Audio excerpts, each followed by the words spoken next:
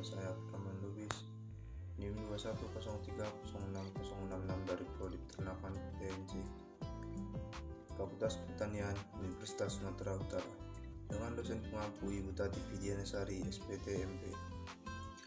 Pada kali ini, saya akan menjawab pertanyaan yang telah diberikan Ibu dosen kami tentang enzim. Pertanyaan yang pertama, jelaskan struktur molekul dari enzim serta berikan contohnya. Berikut adalah penjelasan mengenai struktur dan komponen enzim serta fungsi dan pengertiannya. Yang pertama ada apoenzim. Struktur enzim yang pertama adalah apoenzim. Apoenzim disebut dengan apoprotein.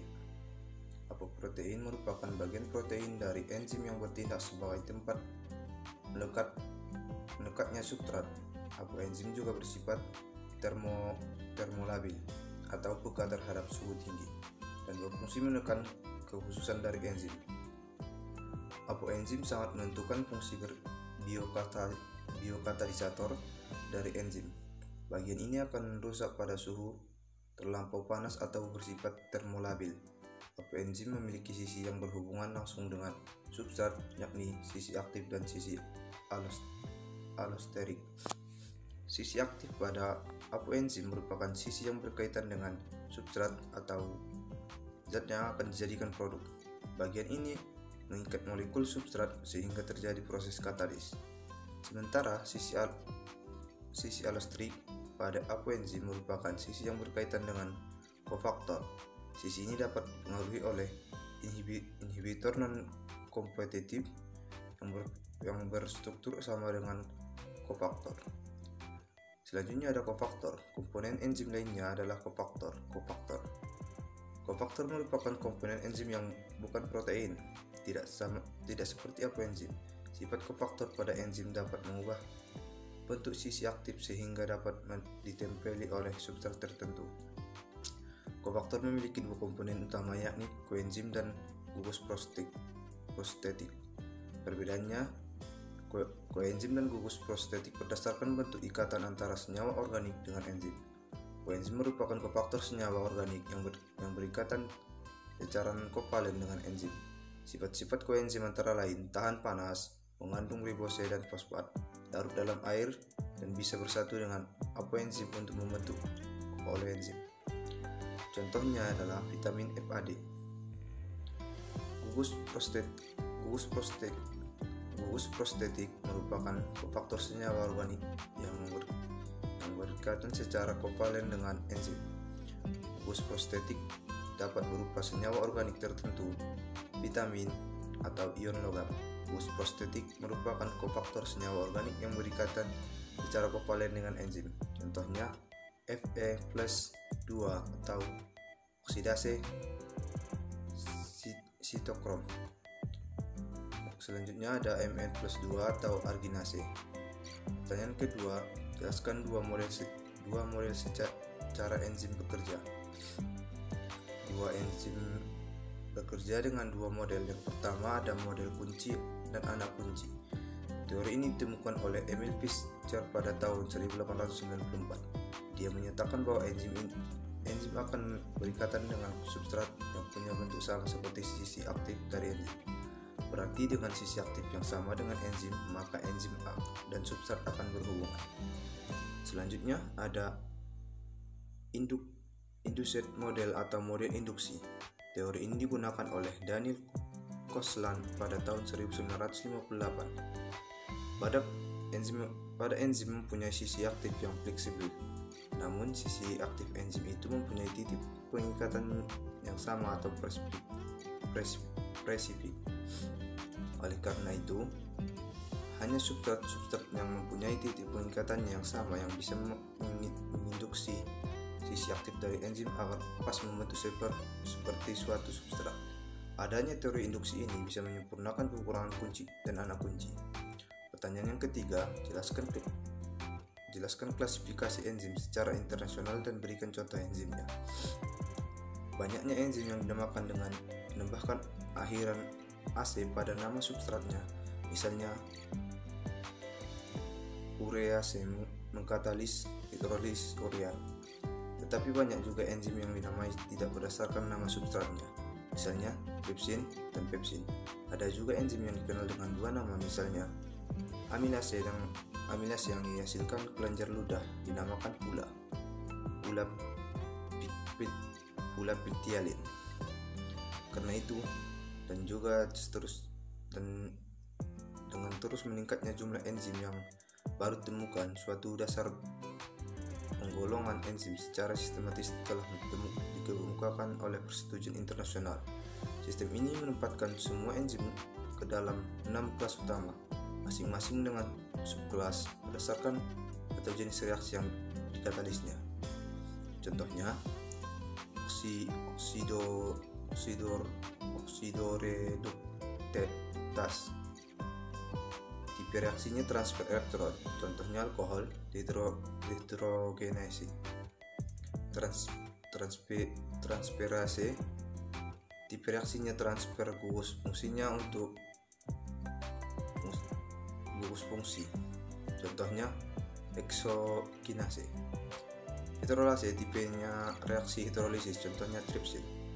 Pertanyaan keempat, jelaskan sifat-sifat dari enzim. Sifat-sifat dari enzim yaitu: pertama, ada enzim sebagai katalisator dan enzim itu suatu protein. Struktur dari suatu enzim tidak lain adalah protein, karena aktivitas katalitiknya bergantung pada integritas strukturnya sebagai protein. Walaupun ada beberapa senyawa yang dapat bertindak sebagai katalis, misalnya RNA. Enzim itu khusus. Fungsi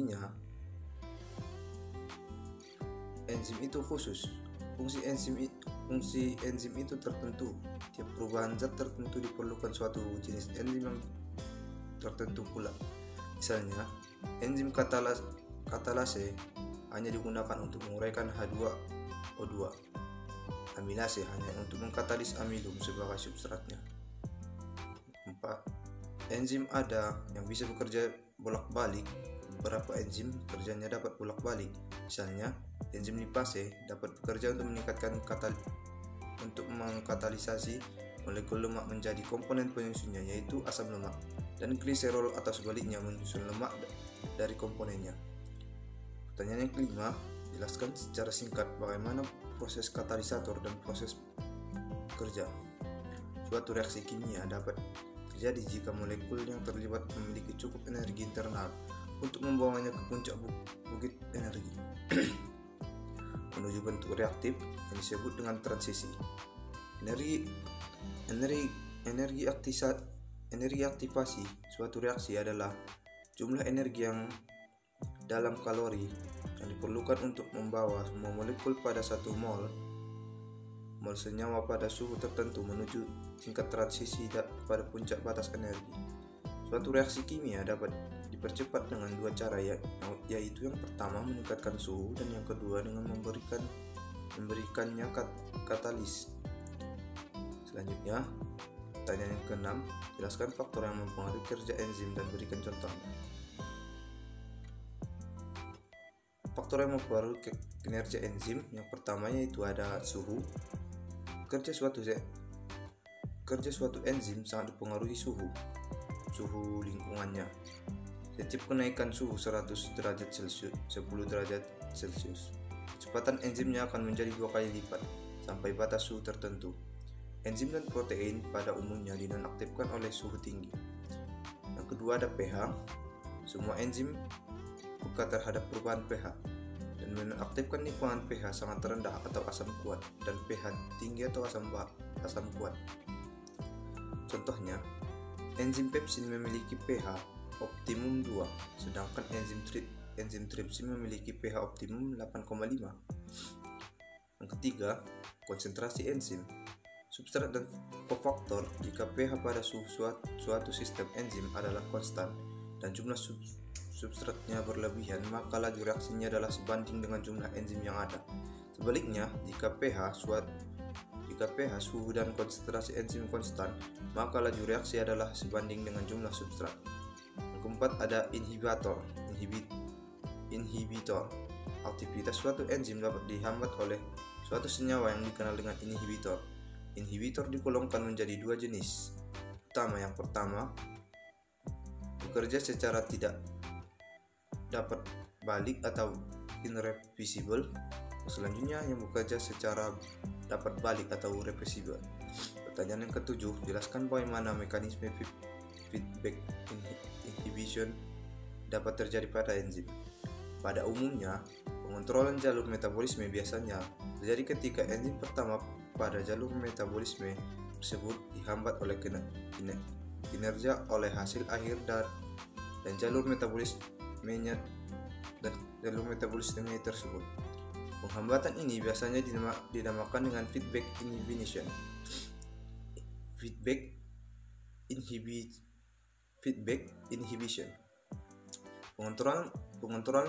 Pengontrolan model feedback inhibition dinamakan enzim yang bekerja pada tahap awal atau E1 dihambat kerjanya oleh produk akhir atau Z, memberikan keuntungan pada sel, yaitu organisme tersebut dapat mengatur suplai energi dan mencegah penumpukan senyawa intermediate atau B, C, dan D dan seterusnya.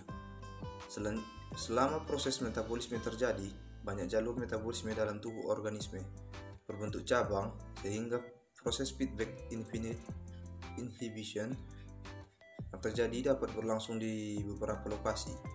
Mekanisme penghambat ini dinamakan dengan sequential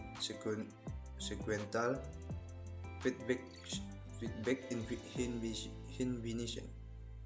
Pada beberapa jenis jalur metabolisme, proses akhir dapat berkaitan dengan enzim bukan pada sisi aktif enzim, tetapi pada titik kontrolnya. Jenis enzim demikian dinamakan enzim allosterik.